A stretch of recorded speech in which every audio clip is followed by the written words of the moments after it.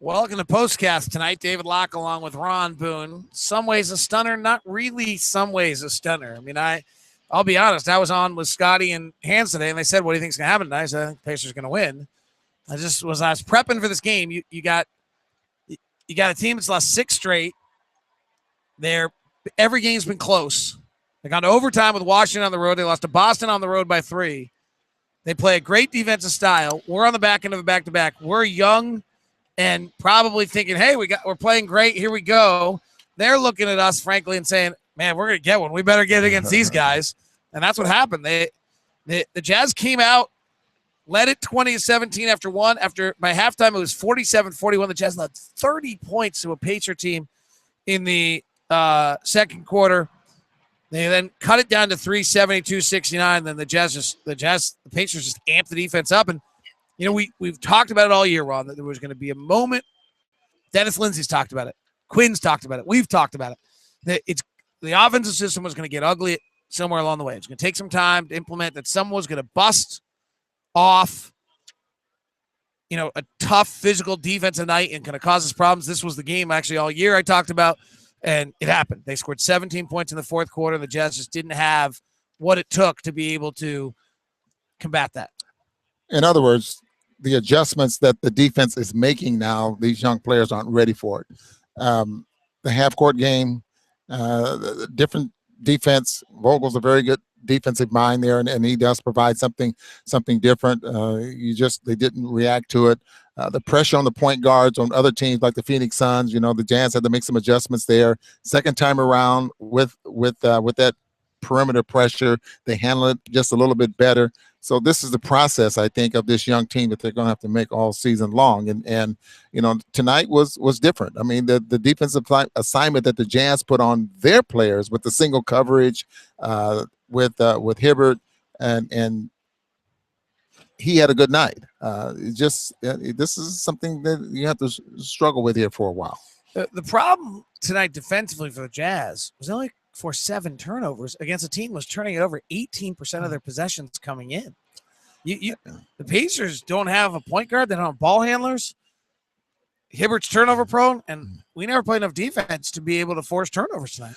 Didn't flat out get after it, if that's what you mean, and meaning that you said full of themselves, maybe from the win last night, feeling awfully good about last night's win, and the Pacers obviously on a losing streak, and they come in a little bit soft. Maybe they did, but these are still professional basketball players. Got to get after it every night, and maybe that didn't happen tonight, but you got to give the Pacers some credit because Hibbert had a good night. They made big shots here. The Jazz had to go in that third period. What did they do? Did they take the lead there in the third period? End up losing the period by 3 points after getting it going. Might have even led in the fourth for a minute. Well, they end up getting outscored by 8 there in the fourth quarter. But it's not good. Just because this is when you want to get, and this is the one I penciled in there too. It's not the end of the world or anything. And frankly, it probably teaches. Quinn's kind of message is everything's a new experience. Everything's a good lesson. It's a pretty good lesson, right? Like Quinn's got their ear now. And they got a tough one coming up in Atlanta. I love the way Atlanta plays, so it's going to be interesting to see how that plays.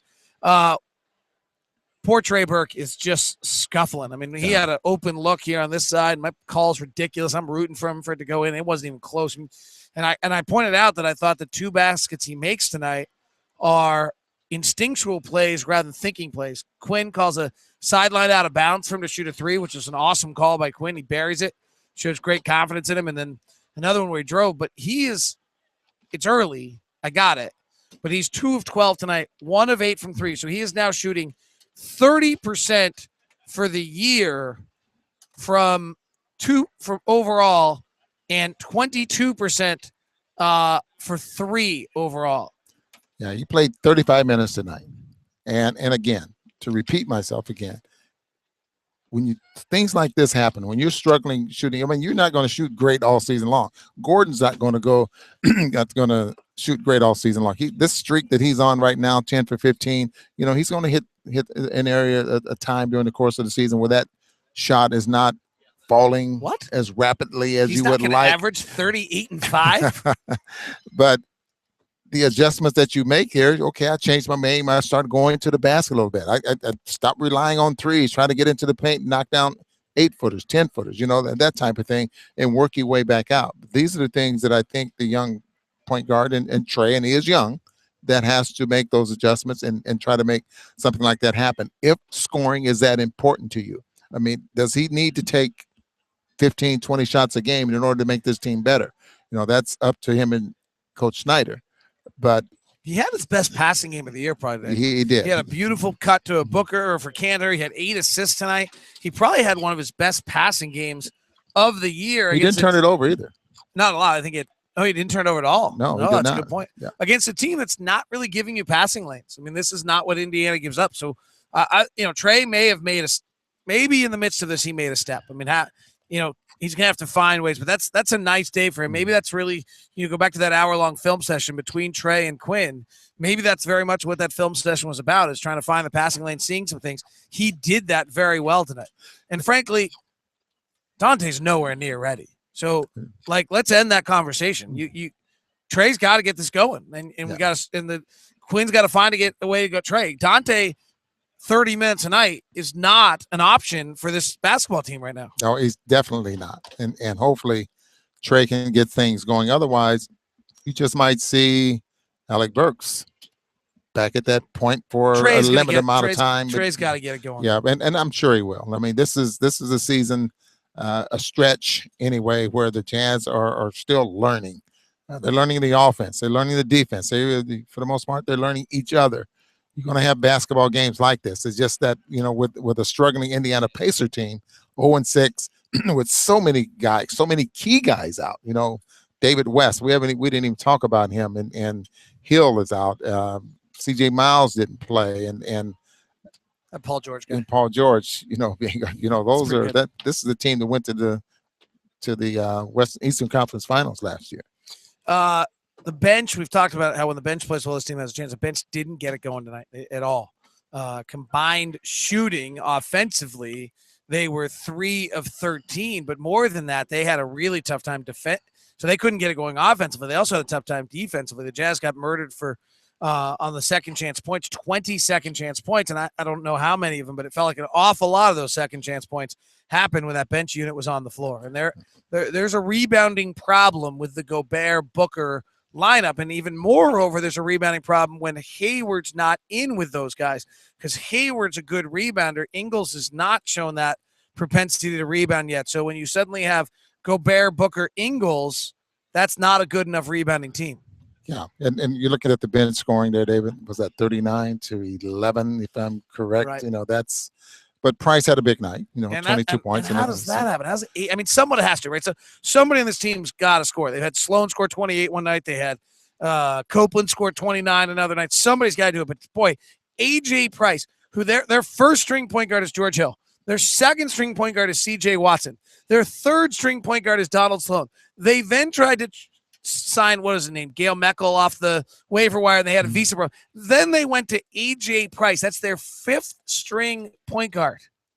And he had a big night. And he had 22 off. So it's not like he's not capable of having a night like this, David. Right. This is an NBA player that was in the league. Right. Right.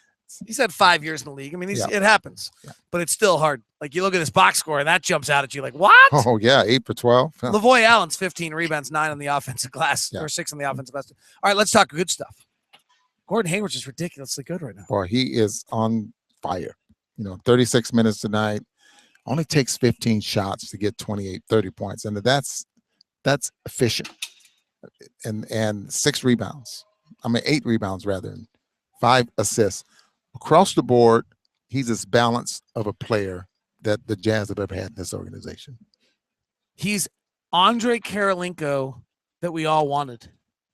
He's not as good defensively, right?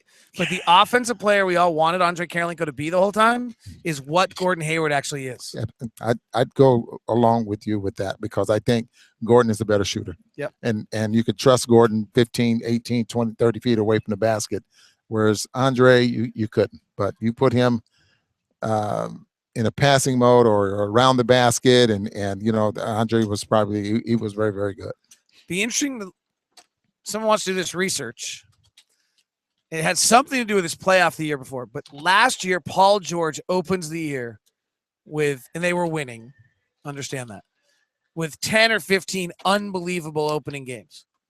And then the storyline on Paul George took off.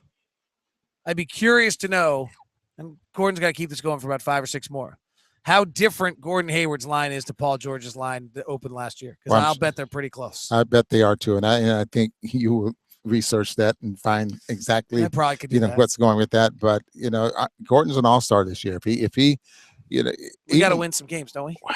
Boy, in the just West? look at the Western Conference and just think, he can play the 2 guard or he can play the small forward. So he could very well be an all-star this year. Small forwards in the Western Conference better than, well, Kobe's going to get in even though he doesn't deserve it. Is he a guard? Well, he's going to be voted in. Yeah. He and Chris Paul. I don't know. It's an interesting conversation.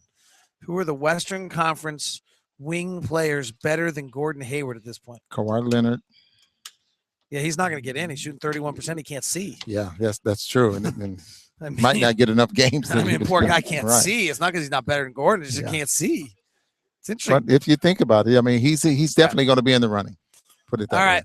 Jazz fall in Indiana, 97-86. Tough one.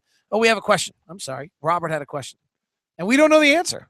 Why did the refs not review Sloan dribbling the ball out of bounds with 43 seconds left? Well, I think they missed it. Yeah, they definitely missed it. And then the question is, should the replay system in Secaucus, New Jersey, a city that's getting more pub out of this replay center than it ever deserves, because it's not a nice place, have the ability to notify the officials in some way to review that play? In some because way. I'll give Travis Henderson and Joe Kruger in our TV truck deserve a lot of credit because they must have run that replay 10 times, and I think hoping that somebody in the arena would say something to the officials. And it didn't happen. You know what I really am glad about? Here's the scenario I'm really glad about. You ready for this? D-League has the Coaches Challenge, right?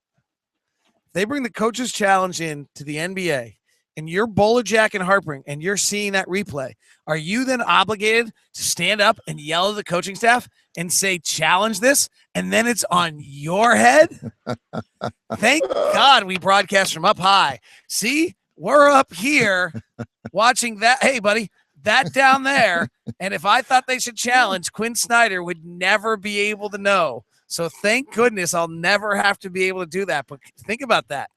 Because I would hate to have him on the line and be wrong and get him cut. See you. Bye.